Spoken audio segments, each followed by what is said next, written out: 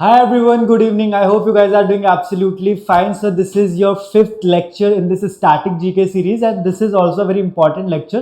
हम कुछ चार पांच इंपॉर्टेंट चीजें इस पर्टिकुलर क्लास में डिस्कस करने वाले हैं and will start with one of the most discuss topics in the modern history and that is Simon commission, formation of Simon commission followed by Dandi March. Then we'll discuss certain aspects of civil disobedience movement, Purna Swaraj resolution, then Gandhi Irwin Pact, round table conferences. So these are 5-6 small topics जिनका cumulatively अगर आप देखें तो एक काफी major chunk आपके modern static GK का constitute करते हैं. So on that note will start with today's lecture and this is my sincere advice. If you find these lectures interesting, helpful for your examination, then please do drop a comment in the comment section and also like the video. So on that note we can start this particular session. I hope you guys are enjoying these sessions. You guys are finding these sessions helpful for your examination. On that note, let's start with the first topic that we have to cover in today's class, and this particular topic is all about the Simon Commission, which was constituted in the year 1927 and it went on till 1930. इसकी जो अलग अलग aspects थे वो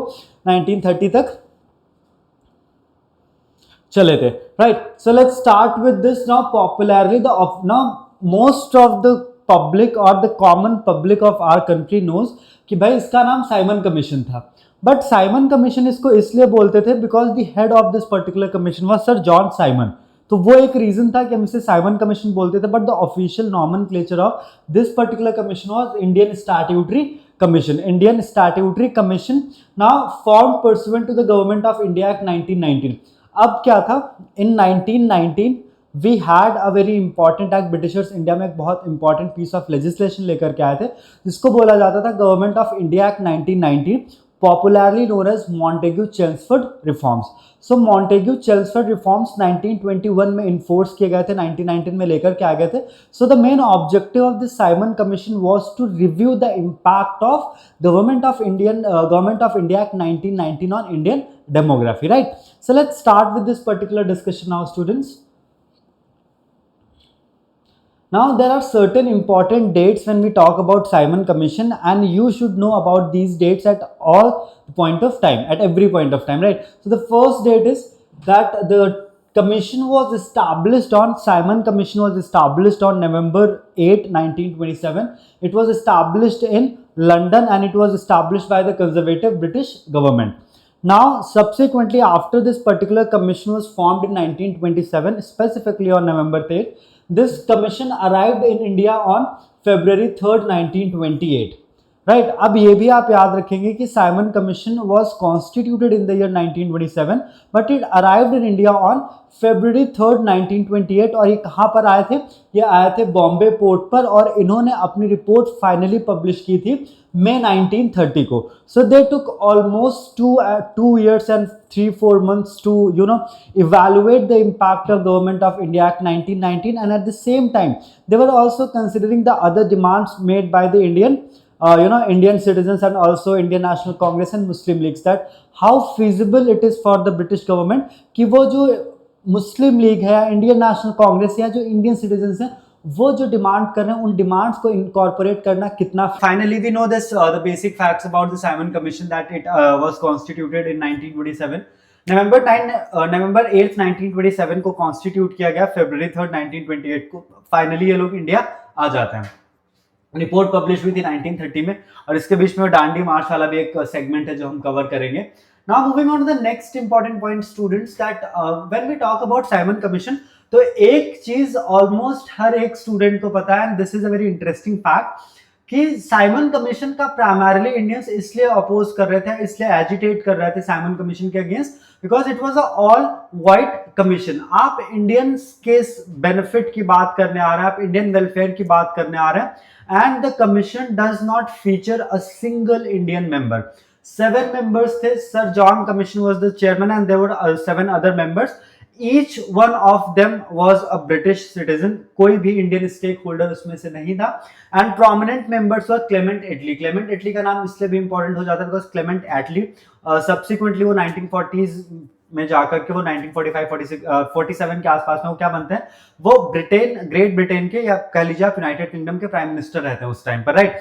अब कुछ और prominent members थे, Viscount Burnham, Edward Cadogan, Vernon हास्टॉम, George Lane Fox, Lord Strathcona, right. So these are the other members, but आपको प्राइमरली सिर्फ चेयरपर्सन का नाम याद रखना है। क्लेमेंट एटली का नाम अगर आप याद रखना चाहते हैं आप याद रख सकते हैं, क्योंकि वो फ्यूचर में ब्रिटिश प्राइम मिनिस्टर बनते हैं। और सर जॉन साइमन का नाम इसलिए याद रखना है because he was the chairperson. Total 7 there were total 7 members and a chairperson. Chairperson कौन था? Sir John Simon.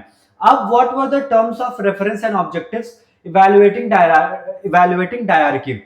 Assess the operational success of the provincial diarchy system established under the Government of India Act 1919. So that is something that we have already discussed, that we know this कि जब Government of India Act 1919 Britishers लेकर के आए थे तो उन्होंने dyarchy का concept introduce किया था। But this Simon Commission, the main task of the Simon Commission was to assess कि जो डायरकी का कॉन्सेप्ट इंट्रोड्यूस किया गया था वो कितना सक्सेसफुल रहा। 1921 में ये पर्टिकुलर चीज एप्लीकेबल इंप्लीमेंट की गई थी। 7 इयर्स हो चुके हैं, 7 इयर्स में कितना सक्सेसफुल रहा।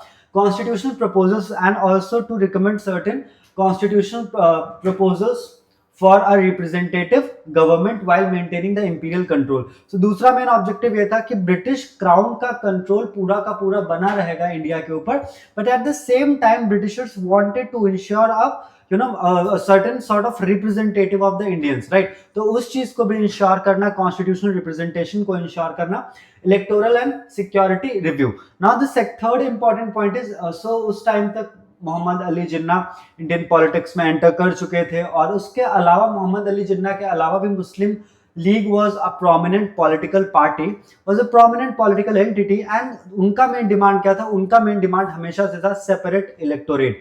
सो सेपरेट इलेक्टोरेट की डिमांड को भी इवैल्यूएट करना was one of the main objectives of the Simon commission. फिर princely states. Now what was the importance of Simon commission with reference to princely states, उसे भी हम थोड़ा सा डिस्कस कर लेते हैं। Now, scope expanded during the inquiry to cover relations between British India and the Indian princely states.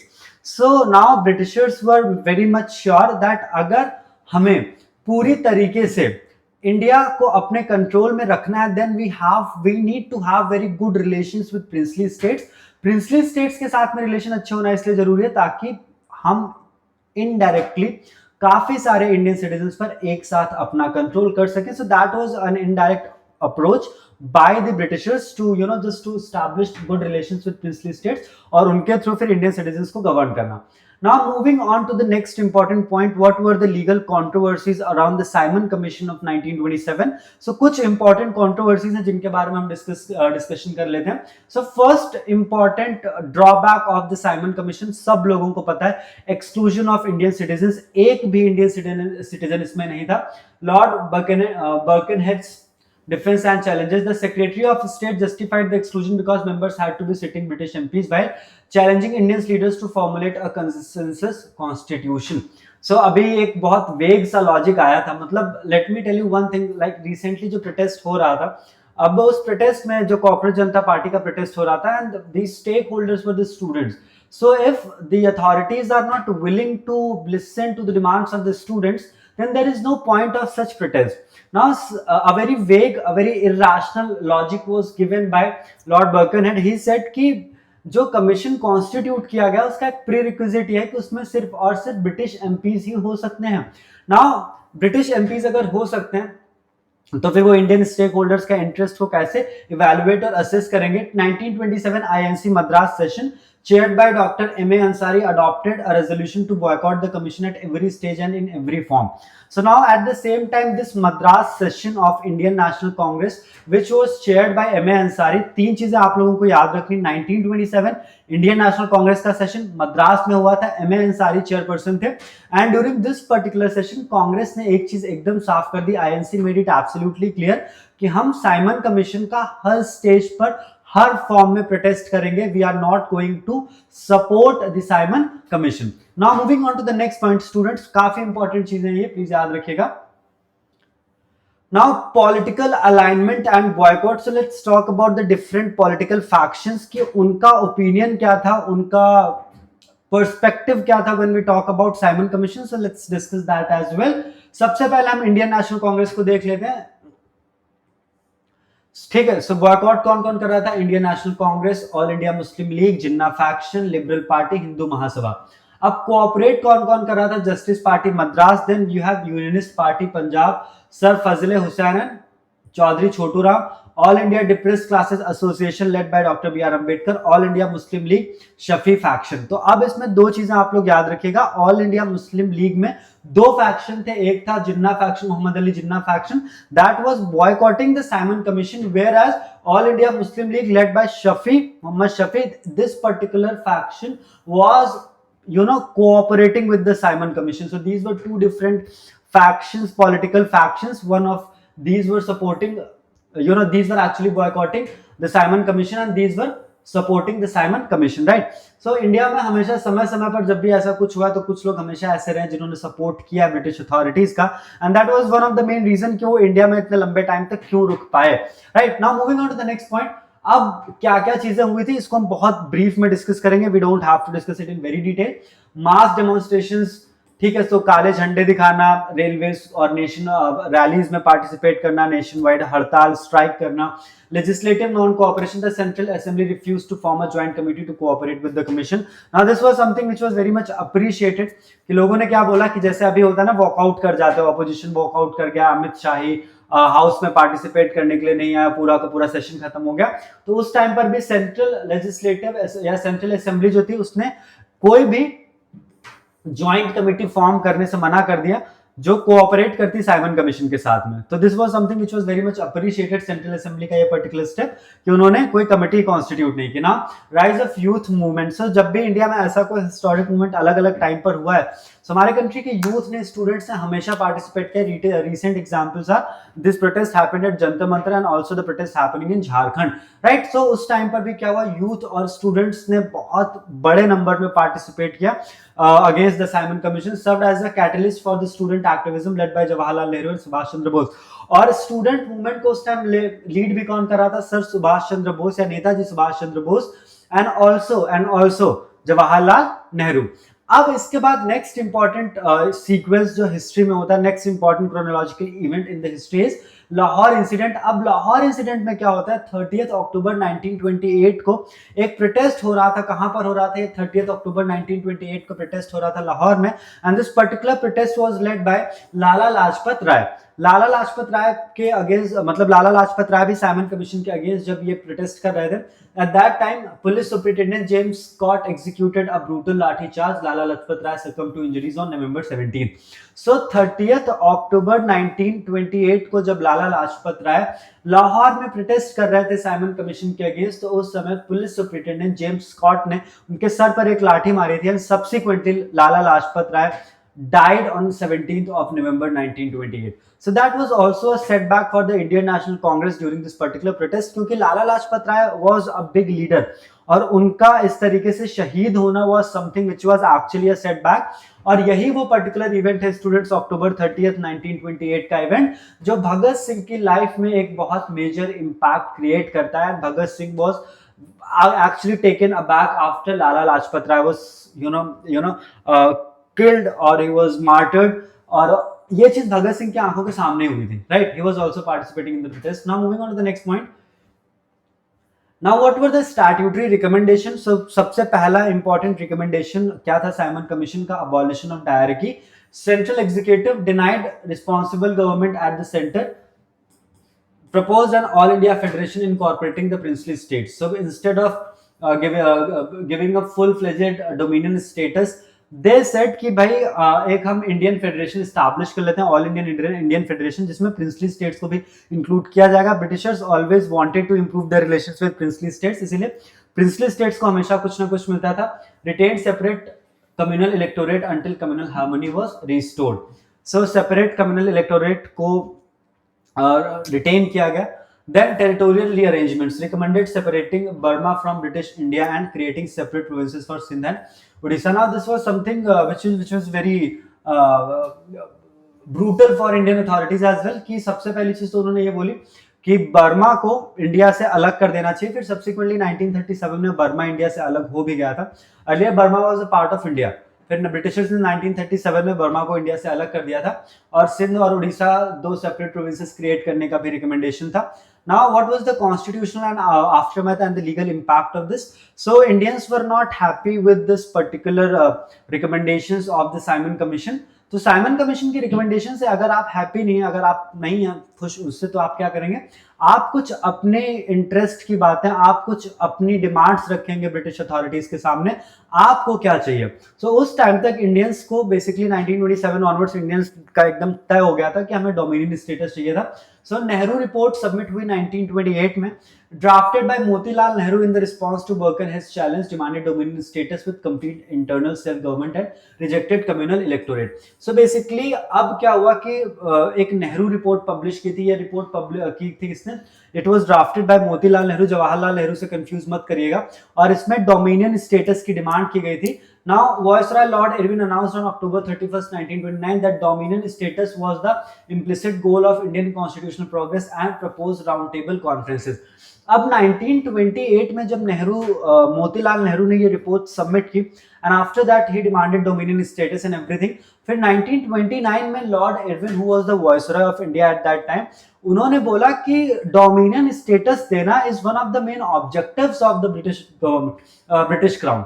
तो उस पर तो कोई दुराय ही नहीं है, उस पर there is no second thought कि हम नहीं देंगे dominion status. But at the same time to achieve or to get the dominion status, Indians को राउंड टेबल कॉन्फ्रेंस में पार्टिसिपेट करना होगा. Round table conference is the route to get the dominion status. चलिए ठीक है, अब 1929 तक ये सारी चीजें हो गई. फिर इसके बाद क्या हुआ ना, फिर साइमन कमीशन की जो रिपोर्ट थी और जो राउंड टेबल कॉन्फ्रेंसेस हुई थी, उन राउंड टेबल कॉन्फ्रेंसेस के बाद ब्रिटिशर्स ने एक व्हाइट पेपर पब्लिश किया था. प्लीज रिमेंबर दैट ब्रिटिशर्स ने एक व्हाइट पेपर पब्लिश किया था, and that white paper formed the basis for the government of India Act 1935.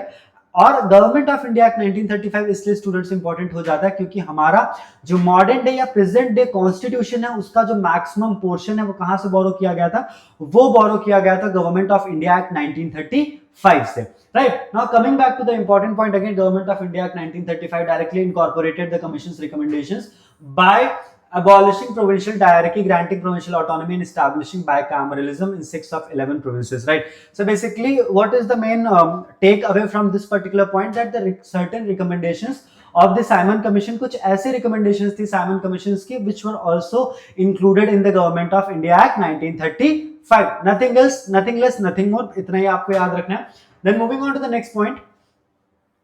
अब इसके बाद students, the next important event in the chronology, next important event in the chronology is Dandi march. अब दांडी मार्च जब भी आप याद रखें तो दांडी मार्च का हम सब लोगों को पता है कि salt march is popularly known as salt march. अब दांडी मार्च में कुछ कुछ फैक्ट्स आप लोगों को याद रखने, दैट्स इट, नथिंग एल्स.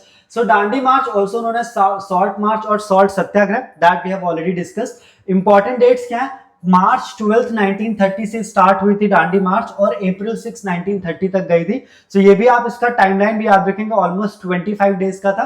12 मार्च 1930 से स्टार्ट होकर के अप्रैल 6 1930 तक ये मार्च गई थी. और इस पूरे मार्च में ऑलमोस्ट 386 किलोमीटर का डिस्टेंस गांधी जी ने पैदल कवर किया था, साबरमती आश्रम से लेकर के दांडी, जो कि गुजरात में, दोनों ही चीजें गुजरात में. 386 किलोमीटर का डिस्टेंस गांधी जी ने 12 मार्च 1930 से लेकर के अप्रैल 6 1930 के बीच में पैदल कवर किया था, साबरमती से लेकर के दांडी के बीच में. अब कोर पार्टिसिपेंट कौन से, सो जब ये basically student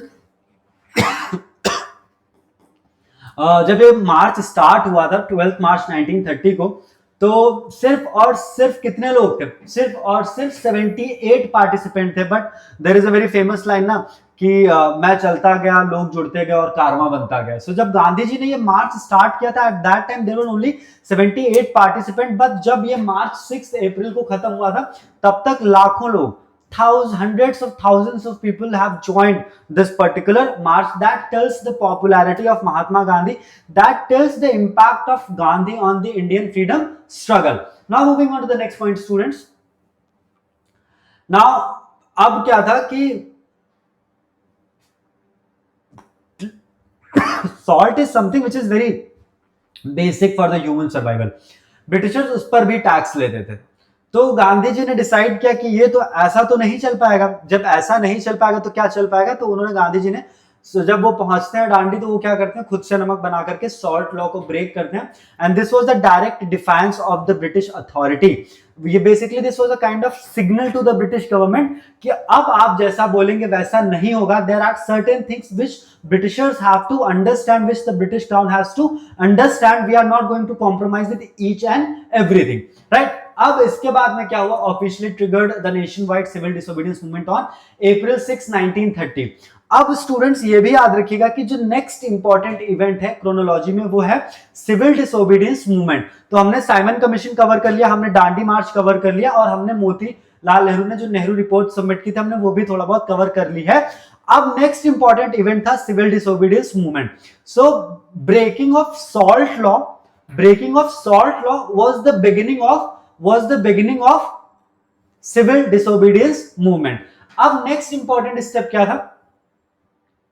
So let's talk about the primary triggers of the civil disobedience movement. तो साइमन कमीशन की रिपोर्ट, उसके बाद लाहौर सेशन जो 1929 में हुआ था। अब लाहौर सेशन भी हम बाद में डिस्कस करेंगे। अभी लाहौर सेशन में बेसिकली पूर्ण स्वराज रेजोल्यूशन जो था वो अडॉप्ट किया गया था, तो उस वजह से लाहौर सेशन 1929 का भी बहुत इंपॉर्टेंट हो जाता है। And during the Lahore session of 1929 complete independence was decided as the primary objective or the primary goal by the Indian National Congress. Lahore session was presided by Jawaharlal Nehru. अब rejection of Gandhi's 11 demands. अब क्या हुआ, Lord Irwin ignored Gandhi's baseline demands including abolition of the salt tax, release of political prisoners and issuance of arms license for self defense. तो गांधी जी ने कुछ 11 demands present की थी Lord Irwin के सामने, बट लॉर्ड इरविन को लगा कि ये डिमांड्स फुलफिल करना जरूरी नहीं है। तो हर बार ऐसा होता है कि जब कोई प्रोटेस्ट करता है तो डिमांड जब रेज की जाती है तो अथॉरिटीज को लगता है कि डिमांड पूरी नहीं भी करेंगे तो काम चल जाएगा। तो ब्रिटिशर्स को भी ऐसा ही लगता था कि डिमांड नहीं भी पूरी करेंगे तो काम चल जाएगा। गांधी जी की बहुत बेसिक डिमांड थी, पॉलिटिकल प्रिजनर्स को छोड़ दीजिए, सॉल्ट टैक्स अबॉलिश कर दीजिए, और हमें लाइसेंस्ड गन रखने का राइट दीजिए फॉर द सेल्फ डिफेंस। अब ये गांधी जी की जो डिमांड थी ये रिजेक्ट हो गई, और जितनी भी डिमांड से रिजेक्ट होती जा रही थी, this demand, the rejection of this demands were they were basically laying down the foundation for the civil disobedience movement. अब इसके बाद में क्या होता है, Gandhi publishes the article duty of disloyalty to mobilise public non cooperation. फिर गांधी जी इसी बीच में क्या करते हैं, एक आर्टिकल पब्लिश कर देते हैं टू गैदर और to gather the confidence of young Indians. Then strategic choice of salt was chosen as a universal unifying symbol because salt tax directly affected every socio-economic class across British India. अब salt इसलिए चुना, why now this is a very basic question जो सबके दिमाग में आना चाहिए कि नमक ही क्यों, because salt is one such component जो गरीब से गरीब और अमीर से अमीर सब लोग कंज्यूम करते थे सॉल्ट। तो salt was that unifying factor, right. So to unify Indians in the best possible way salt को गांधी जी ने चूज किया था। Now moving on to the next point. अब जब सिविल डिसोबीडियंस मूवमेंट स्टार्ट हुआ, इसके बाद मास अरेस्ट हुआ इंडियन नेशनल कांग्रेस के जो प्रोमिनेंट लीडर्स थे।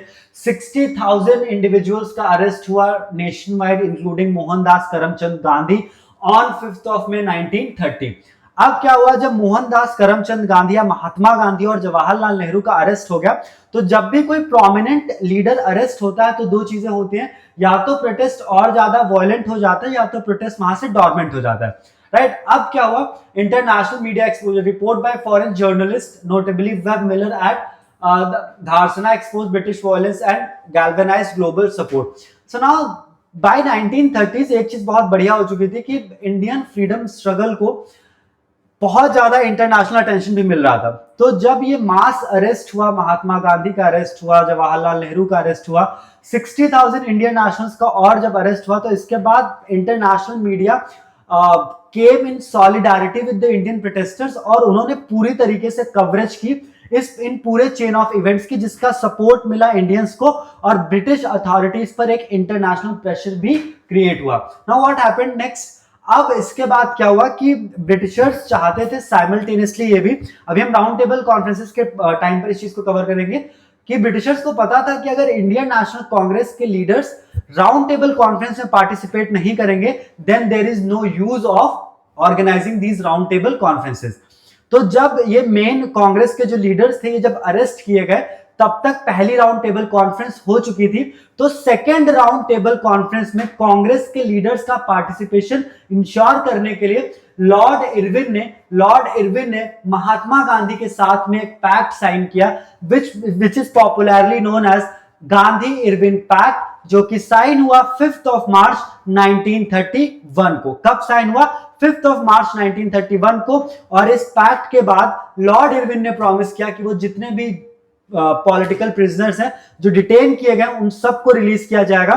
इसके बदले में लॉर्ड इरविन ने डिमांड किया कि Gandhi ji and the representatives of Indian national Congress must participate in the round table conference. अब यहां पर आप एक इंपॉर्टेंट पॉइंट याद रखिएगा, ऑल्दो जब हम राउंड टेबल कॉन्फ्रेंस डिस्कस करेंगे तब मैं आपको ये पॉइंट बताने वाला हूं, but please do remember this particular point. Gandhi ji only participated in the second round table conference, Dr. B.R. Ambedkar participated in all 3 roundtable conferences, right? So this is something which you should know. Now moving on to the next important point, जब Gandhi Irwin pact 5th of March 1931 को sign हो गया, now you have to fulfill your commitments that you have made. तो Gandhi ji already commit कर चुके थे कि मैं सेकेंड राउंड टेबल कॉन्फ्रेंस में पार्टिसिपेट करूंगा, और अपने उस कमिटमेंट को फुलफिल करने के लिए वो सरोजनी नायडू के साथ में सेकेंड राउंड टेबल कॉन्फ्रेंस में पार्टिसिपेट करने के लिए वो लंदन पहुंचते हैं। Now moving on to the next point. अब क्या हुआ? नेक्स्ट इंपॉर्टेंट पॉइंट क्या? अब ये देखें, हम अभी सारी चीजें क्रोनोलॉजी में डिस्कस कर रहे हैं, right? So civil disobedience movement के पहले एक लाहौर सेशन के बारे में हम लोगों ने डिस्कस किया था। लाहौर सेशन में 2 चीजें याद रखिएगा। 19 दिसंबर 1929 को पूर्ण स्वराज या कंप्लीट या total independence resolution was passed by Indian national Congress on 19th of December 1929। कहां पर पास हुआ था? लाहौर सेशन में। अब इसके बाद में क्या हुआ? Resolution was passed on 19th of December 1929, but a public declaration was made on 26th of January 1930 कि अब से इंडिया और इंडियन सिटीजन्स अपना टोटल इंडिपेंडेंस, कंप्लीट पूर्ण आजादी, ठीक है, कंप्लीट इंडिपेंडेंस सेलिब्रेट करेंगे 26th of January को हर साल। And to mark this historic event, हमारा कॉन्स्टिट्यूशन 26 नवंबर 1929 को बन करके रेडी था, बट 20 साल पहले 26 जनवरी 1930 को हिस्ट्री में कुछ बहुत इंपॉर्टेंट हुआ था। उस हिस्टोरिक इंपॉर्टेंस को मेंटेन करने के लिए, उस डेट की इंपॉर्टेंस को मेंटेन करने के लिए हमने हमारा कॉन्स्टिट्यूशन इन्फोर्स कब किया था? 26 of January 1950 को। Now moving on to the next point, the declaration was passed due to the breakdown of negotiations between the leaders of the freedom movement and the British over the question of dominion status for India। अब ये जो भी Lahore session में जो भी ये पूर्ण Swaraj pact था, ये क्यों मतलब अचानक से इसके बारे में डिस्कशन होने लगा था? क्योंकि हम काफी लंबे टाइम से, इंडियन लीडर्स काफी लंबे टाइम से ब्रिटिशर्स के साथ में डोमिनियन स्टेटस नेगोशिएट कर रहे थे, and that conversation broke down. Now the following major decisions were taken at the Lahore session. तो पहला तो कि हम 26 जनवरी को हर साल अपना टोटल इंडिपेंडेंस डे सेलिब्रेट करेंगे, ये पहला मेजर डिसीजन था इंडियन नेशनल कांग्रेस का। दूसरा मेजर डिसीजन था कि हम राउंड टेबल कॉन्फ्रेंसेस में पार्टिसिपेट नहीं करेंगे। थर्ड मेन डिक्लेरेशन था कि कंप्लीट डोमिनियन स्टेटस से अब बात नहीं चलेगी, we want complete independence, right? Then at midnight, now this is also very important. अब क्या हुआ था कि जब लाहौर सेशन में 19 दिसंबर 1929 को ये सारी डिमांड्स इंडियन नेशनल कांग्रेस ने क्लियर कर दी थी, इसके बाद न्यू ईयर की ईव पे, on the eve of new year, Jawaharlal Nehru ने क्या किया था? रावी रिवर पे ट्राई कलर या आप कह लीजिए अपना नेशनल फ्लैग हॉइस्ट किया था। याद रखिएगा रावी रिवर, क्योंकि अभी आप जब इंडस वाटर ट्रीटी के बारे में पढ़ेंगे तो CJI that is Chenab Jhelum Indus वो पाकिस्तान के पास है, BRS दैट इज बीस रावी सतलज वो इंडिया के पास है। इसी में से एक रिवर है रावी, जिस पर जवाहरलाल नेहरू ने क्या किया था? ट्राई कलर हॉइस्ट किया था। Now moving on to the next point students. अब सिविल डिसोबीडियंस मूवमेंट के बारे में तो हम कुछ चीजें पढ़ ही चुके हैं कि किस तरीके से इंडियंस की जो डिमांड्स थी उनको डिनाई करना, डोमिनियन स्टेटस को डिनाई करना, साइमन कमीशन में सारे नॉन इंडियंस का होना, all those were basically creating a premise for the civil disobedience movement. और नॉन कोऑपरेशन मूवमेंट के बाद थोड़ा सा एक एलिमेंट ऑफ मिसट्रस्ट भी हुआ था। फिर Calcutta session INC endorsed the Nehru report and issued a 1-year ultimatum for dominion status. तो जब 1928 में सितंबर 1928 में मोतीलाल नेहरू ने नेहरू रिपोर्ट प्रेजेंट की थी जिसमें 14 डिमांड्स लिस्ट की गई थी, उस रिपोर्ट के बाद कांग्रेस ने 1 साल का अल्टीमेटम दिया था कांग्रेस को, सॉरी ब्रिटिशर्स को, कि अगर आप 1 साल के अंदर हमारी डिमांड्स को फुलफिल नहीं करते हैं देन फेस द कॉन्सिक्वेंसेस। तो 1928 से लेकर के 1929 के बीच का टाइम दिया गया था ब्रिटिशर्स को, उन्होंने डिमांड्स नहीं मानी। 1929 में कंप्लीट रेजोल्यूशन या टोटल इंडिपेंडेंस रेजोल्यूशन पास किया गया और फाइनली 1930 में with the launch of salt satyagraha on 12th of March 1930 और conclusion on 6th of April 1930 civil disobedience movement start होता है। सिविल डिसोबीडियंस मूवमेंट स्टार्ट होने के बाद राउंड टेबल जितने भी मेजर प्रोमिनेंट कांग्रेस के लीडर थे उनको अरेस्ट किया जाता है। फिर इसके बाद पहला राउंड टेबल कॉन्फ्रेंस होता है जिसमें इंडियन नेशनल कांग्रेस के लीडर्स पार्टिसिपेट नहीं करते हैं। उनका पार्टिसिपेशन सिक्योर करने के लिए 5 मार्च 1931 को गांधी इरविन पैक्ट साइन होता है यारावला जेल में और उसके बाद सारे कांग्रेस के लीडर्स और जो भी पॉलिटिकल प्रिजनर्स थे जो डिटेन किए गए थे उनको छोड़ा जाता है। फिर गांधी जी लंदन पहुंचते हैं सेकेंड राउंड टेबल कॉन्फ्रेंस से पार्टिसिपेट करने के लिए। That was the only one event जिसमें गांधी जी ने पार्टिसिपेट किया था। तो ये तो हो गई सारी आपकी एक क्रोनोलॉजी में चीजें। अब हम नेक्स्ट इंपॉर्टेंट पॉइंट पे चलते हैं। गांधी जी की जो 11 डिमांड्स थी that we have already discuss. Ultimatum to Lord Irwin was also given कि अगर आप डिमांड्स नहीं मानेंगे तो हम क्या करेंगे, हम एक आपके अगेंस्ट एक लॉन्ग स्टैंडिंग प्रोटेस्ट करेंगे। Now moving on to the next point. अब गवर्नमेंट का जो सॉल्ट मोनोपोली था ये सब हम ऑलरेडी डिस्कस कर चुके हैं कि उसको आपको अबॉलिश करना होगा और जो आप लोगों ने डेली कंजम्पशन का चीज है सॉल्ट उस पर आपने इतना ज्यादा टैक्स लगा रखा है आपको वो भी अबॉलिश करना होगा। फिर इसके बाद अचानक से आ जाती है दांडी मार्च जिसके बारे में ऑलरेडी डिस्कस कर चुके हैं। 386 किलोमीटर का डिस्टेंस 25 डेज में महात्मा गांधी ने कवर किया साबरमती से दांडी के बीच में। 78 सत्याग्रही थे जब ये मूवमेंट स्टार्ट हुआ था। फिर क्या हुआ, लोग जुड़ते गए, कारवां बनता गया, दैट हैपेंड। अब क्या हुआ, सिविल डिसोबीडियंस मूवमेंट की में अलग अलग लीडर कौन थे। सो नॉर्थ वेस्ट फ्रंटियर पे खान अब्दुल गफ्फार खान थे, तमिलनाडु में सी राजगोपालाचारी थे, मालाबार या केरला कह लीजिए जहां पर कौन था, के केलप्पन है, पी कृष्णा पिल्ले। फिर धरासना सॉल्ट वर्क्स में कौन था, सरोजिनी नायडू। इसके बाद बंगाल में कौन था, सुभाष चंद्र बोस एंड जीएम सेनगुप्ता। बिहार में कौन था, local Congress units and MN Roy. तो ये लीडर्स आप याद रखिएगा कि सिविल डिसोबीडियंस मूवमेंट के टाइम पर कौन कौन से प्रोविंसेस में, कौन कौन से रीजन्स में कौन कौन प्रोमिनेंट लीडर्स थे। Now moving on to the next point.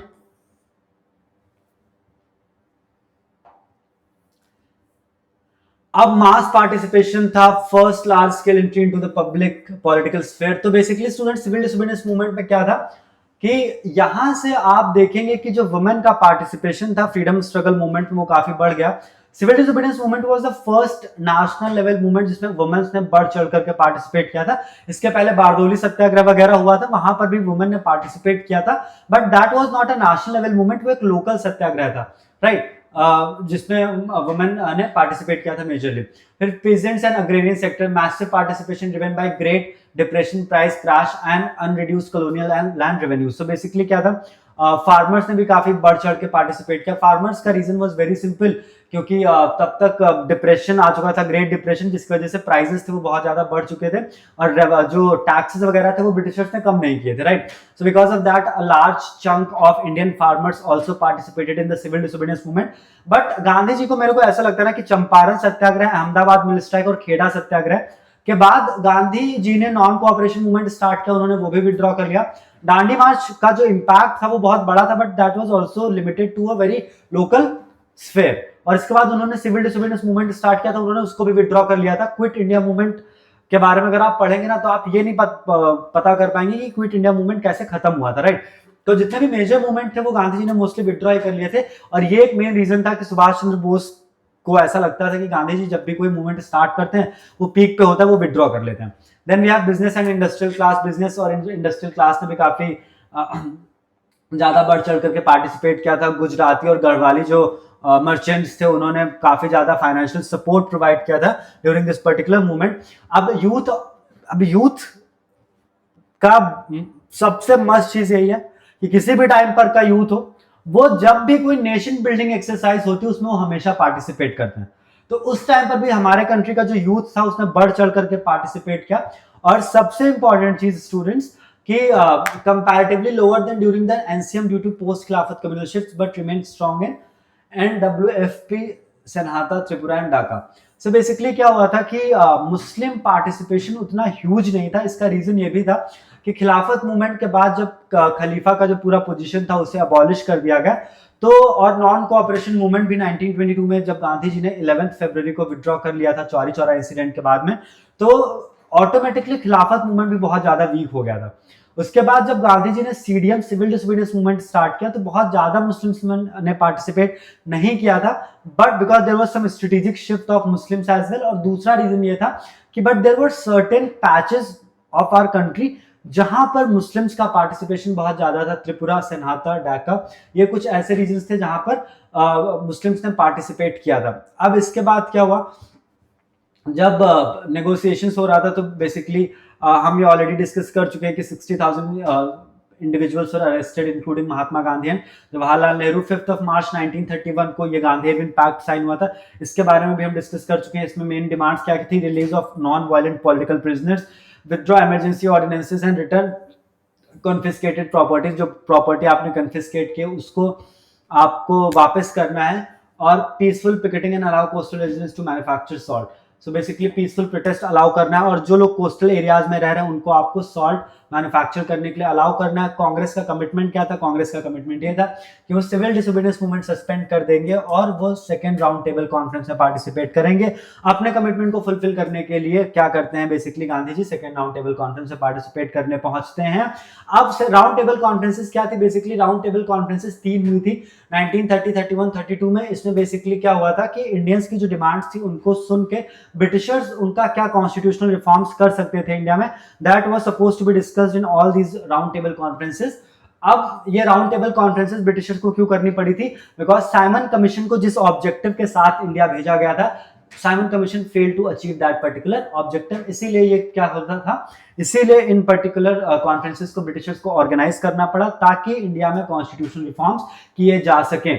Now, Simon Commission report published was met with widespread dissatisfaction, so that we have already discussed कि साइमन कमीशन की जो रिपोर्ट थी उसका बहुत डिससैटिस्फैक्शन था। Indians were agitating and protesting against Simon Commission report. इसके बाद Lord Irwin, who was the viceroy of India, and British prime minister Ramsay MacDonald agreed that a conference was necessary to discuss future reforms. इसके बाद फिर India में जो British crown के representative होते हैं, viceroy of India mister Lord Irwin and also the British prime minister Ramsay MacDonald, they were of the opinion कि अगर हमें फ्यूचर कॉन्स्टिट्यूशनल रिफॉर्म्स करने हैं so we have to organise the round table conferences. First round table conference, अब यहां से हम ना आपको बस फैक्ट्स याद रखने हैं। यहां से हम थोड़ा सा ना, अब बुलेट ट्रेन स्टार्ट होने वाली है। अभी तक ये चल रही थी India first hydrogen train.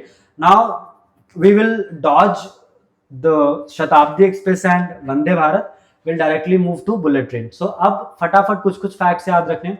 First round table conference November 12, 1930 से लेकर के जनवरी 1931 के बीच में हुआ था। लोकेशन थी इसकी United Kingdom, and this particular conference was opened by King George V and it was presided by prime minister Ramsay MacDonald.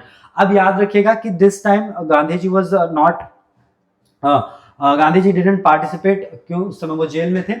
अब सिग्निफिकेंस क्या था, फर्स्ट कॉन्फ्रेंस पे British and Indian leaders engaged equal as equals. So first round table conference was the event जहां पर Indians और Britishers as an equal participate कर रहे थे। इंडियन नेशनल कांग्रेस का एब्सेंस था फर्स्ट राउंड टेबल कॉन्फ्रेंस से, बिकॉज सारे प्रोमिनेंट लीडर जेल में थे।